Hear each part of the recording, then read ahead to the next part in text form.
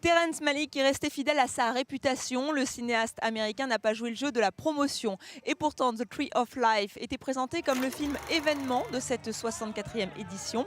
Le souffle lyrique du réalisateur culte est bien là, sa photographie aussi, mais la dimension cosmique laisse perplexe. The way of nature and the way of grace. You have to choose which one you'll follow. We're alligator. You'll be grown before that tree is tall.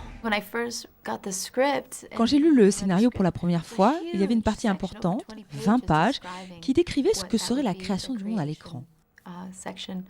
Et je me rappelle avoir pensé, mais comment on va tourner ça? Et je me suis demandé ce que ça allait donner. Mais quand je l'ai vu, j'ai trouvé ça vraiment surprenant, excitant. Je pense que le film ne fonctionnerait pas sans ça. On oublie les préoccupations métaphysiques de Terrence Malick pour les considérations plus terrestres de Bertrand Bonello.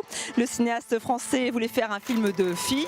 Il nous emmène à l'Apollonie d'une maison close à la fin du 19e siècle. Le casting est parfait et le film tourné comme un poème. Il fallait des filles qui soient bien individuellement, comme actrices. Il fallait des visages, moi je tenais à ce que ce soit des filles qui amènent du présent, du contemporain, et en même temps il fallait qu'elles puissent porter un corset, être en 1900.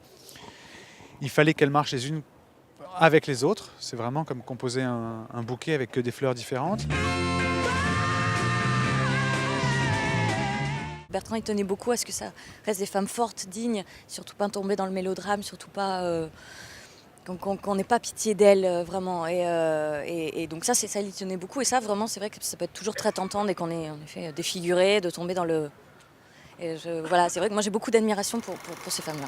Alice Barnol qui est impressionnante, c'est son premier rôle au cinéma et comme le veut la tradition, toute l'équipe s'est retrouvée pour fêter l'événement et on peut vous l'assurer, c'était beaucoup moins osé qu'à l'Apollonide.